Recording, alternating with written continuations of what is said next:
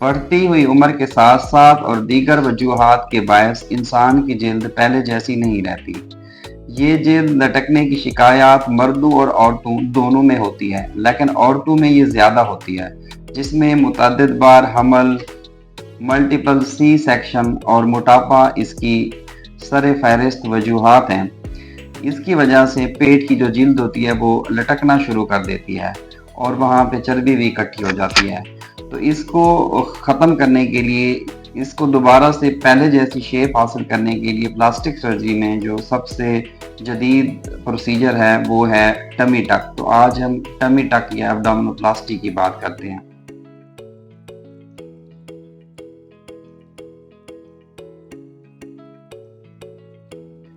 मेरा नाम डॉक्टर मोहसिन अता है। मैं consultant plastic and cosmetic surgeon हूँ। आज हम टमी टक की बात करते हैं। इसके जो भी आपकी क्यूरीज हैं इसके रिगार्डिंगली हम उसका आंसर देंगे। तो टमी टक सर्जरी क्या है? टमी टक सर्जरी में हम ना सिर्फ बॉडी की एक्स्ट्रा फैट को निकालते हैं, बल्कि जो एक्स्ट्रा स्किन होती है जो लटक रही होती है उसको भी हम निकालते हैं। तो लूज स्किन और एक्स्ट्रा फैट दोनों को अगर हम इकट्ठे एड्रेस करते हैं तो उसको हम एब्डोमिनोप्लास्टी या टमी टक कहते हैं। जब भी मल्टीपल प्रेगनेंसी, मोटापा या किसी वजह से जो पेट की जो जिल्द है वो लटकना शुरू कर देती है, तो उसमें हम एक तो स्किन को लिफ्ट करते हैं, दूसरा ये है कि जो अम्बिलिकस होता है या बेली बटन कहते हैं हम जिसे, उसको रीपोजिशन करते हैं। और इसके अलावा जो नीचे मसल होता है वो भी प्रेगनेंसीज में या मोटापा की वजह से लूज हो जाता है, उस मसल को हम टाइट कर देते हैं और जो एक्स्ट्रा स्किन होती है उसको हम एक्सरसाइज करते हैं। तो एक बड़ी यूथफुल और बड़ी अच्छी अपीयरेंस आती है। क्या टमी टक को लाइपोसक्शन के साथ भी कंबाइन किया जा सकता है? जी बिल्कुल, इसको हम करते हैं और इससे बहुत ही एक्सीलेंट रिजल्ट्स आते हैं।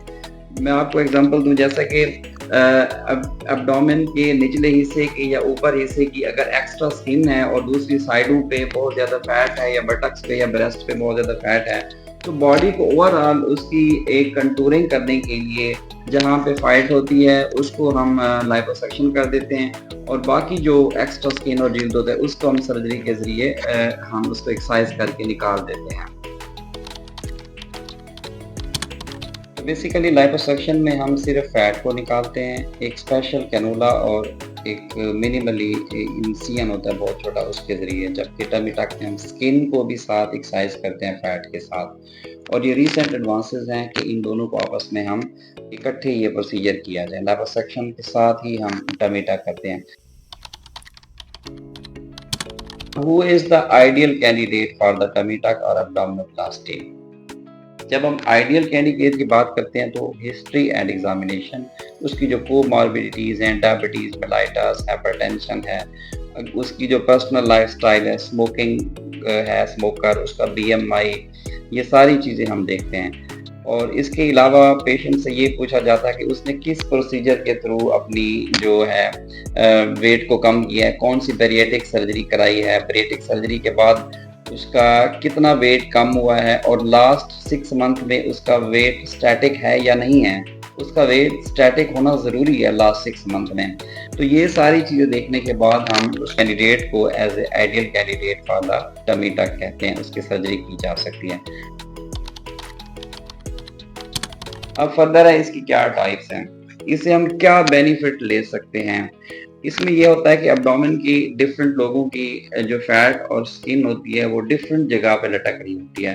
कुछ पेशेंट होते हैं जिसका जो बेली बटन है उसका अपर वाला पोर्शन ज़्यादा फैट या स्किन लटक रही होती है, किसी का नीचे वाला पोर्शन लटक रहा होता है, कोई लैटरल साइड पे या बटक्स वाली साइड है या थाई वाली साइड, इस साइड पे किसी की स्किन लटक रही होती है और किसी के बैक साइड।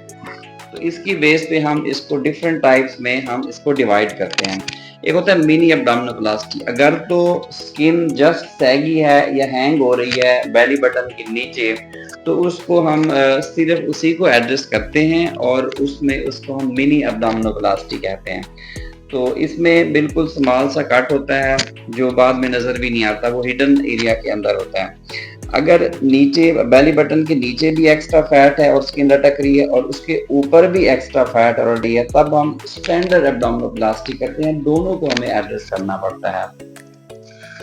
इसके अलावा अगर लेटरल साइड पे जो लव हैंडल्स हैं या लेटरल बटक्स वाली साइड है, उस साइड पे भी बहुत ज़्यादा स्किन लटक रही है, तो हम उसको एक्सटेंडेड एब्डोमिनोप्लास्टी करते हैं। जबकि अगर बैक साइड पे भी है, फिर उसके लिए 360 डिग्री या सर्कमफ्रेंशियल एब्डोमिनोप्लास्टी करते हैं। इसके अलावा एक फ्लोराडिलस एब्डोमिनोप्लास्टी होती है, जो मतलब कि जो ऊपर वाली चेस्ट वाली साइड पे भी अगर एक्स्ट्रा स्किन है, उसको हम उससे एड्रेस करते हैं। तो ये डिफरेंट टाइप्स ऑफ एब्डोमिनोप्लास्टी है। इसमें डिफरेंट पेशेंट्स होते हैं, उसके फिजिकल और एग्जामिनेशन के बाद हम डिसाइड करते हैं कि किसके लिए कौन सा प्रोसीजर बेटर ऑप्शन है। तो सर्जरी जब डिसाइड हो जाती है, फिर पेशेंट की प्रिपरेशन होती है, जिसके अंदर उसके सारे ब्लड टेस्ट होते हैं। उसको अगर कोई कोमॉर्बिडिटीज़ है तो उसके भी टेस्ट कराते हैं। और अगर कोई मेडिकल एडवाइस देनी है मेडिकल स्पेशलिस्ट से, तो वो सारे रिस्क फैक्टर को हम पहले उसको कंट्रोल में ले आते हैं। स्मोकिंग स्टेटस को भी 4 हफ्ते पहले और 4 हफ्ते बाद स्टॉप कर देते हैं स्मोकिंग को। तो उसके बाद जब सर्जरी करते हैं, तो सर्जरी में ये होता है कि पेशेंट्स को 6 घंटे पहले एनपीओ रहना पड़ता है। तो ये जनरल एनेस्थीसिया के अंदर होता है ऑपरेशन, और ये तकरीबन 3 से 4 घंटे की सर्जरी है। इसमें बेसिकली हम 4 काम करते हैं, जिसमें स्किन की लिफ्टिंग है, स्किन को एक्सरसाइज करते हैं, बेली बटन को रिपोजिशन करते हैं और मसल को हम टाइट कर देते हैं। इसमें ये होता है कि हम पेशेंट्स को 1 या 2 दिन ऑपरेशन के बाद हॉस्पिटल में स्टे करना पड़ता है। इसमें हम एक ड्रेन रखते हैं, ड्रेन को हम दूसरे या तीसरे दिन हम उसको निकाल देते हैं। और स्टिचेस जो है ना, वो 7 to 10 डेज़ पे हम उसको भी स्टिचेस को भी निकाल देते हैं। और उसके बाद पेशेंट्स को हम एक बाइंडर एडवाइस करते हैं, एब्डोमिनल बाइंडर, जो कि उसने 4 to 6 वीक नेक्स्ट उसने यूज़ करना है।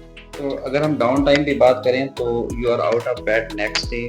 उसके बाद आप 2 दिन के बाद हल्की फुल्की वॉक कर सकते हैं। 8 दिन के बाद जो है ना, आपने अपनी जो नॉर्मल एक्टिविटीज़ हैं वो दोबारा से रिज्यूम कर लेनी है। और अगर आप जिम या एक्सरसाइज करनी है, वो एटलीस्ट आपको 6 वीक्स जो है ना, उसके बाद आप स्टार्ट कर सकते हैं, वो भी स्लोली। इसमें आमतौर पर जहाँ पे हम कट लगाते हैं, तो उससे रिलेटेड कोई कॉम्प्लिकेशन हो सकती है, या जहाँ पे लाइपोसक्शन कहते हैं, कैनुला हम इंसर्ट करते हैं, वहाँ पे कोई माइल्ड सी स्वेलिंग या और कॉम्प्लिकेशंस हो सकती हैं। इसके अलावा स्किन की माइल्ड सी ब्रूजिंग हो सकती है, माइल्ड स्किन की नेक्रोसिस हो सकती है, जो कि उसको बाद में ड्रेसिंग से वो ठीक हो जाती है। और लिपोसक्शन की इरेगुलरिटीज़ या स्कारिंग, तो ये माइल्ड सी इसकी कॉम्प्लिकेशंस हैं। लेकिन अगर एक पेशेंट आइडियल है और प्रॉपर तरीके से ये सारी चीज़ें की गई हैं, तो इन कॉम्प्लिकेशंस का बहुत ही कम चांसेस है, बल्कि ना होने के बराबर है। इसकी हम कास्ट की बात करेंगे, तो इसमें जो कि पेशेंट्स को स्टे करना पड़ता है 1 to 2 डेज हॉस्पिटल्स में। रेंज है वो यही है कि तकरीबन ये 1,20,000 से स्टार्ट होती है और 2 लाख तक जाती है। ये इसकी ओवरऑल रेंज है। Thank you very much.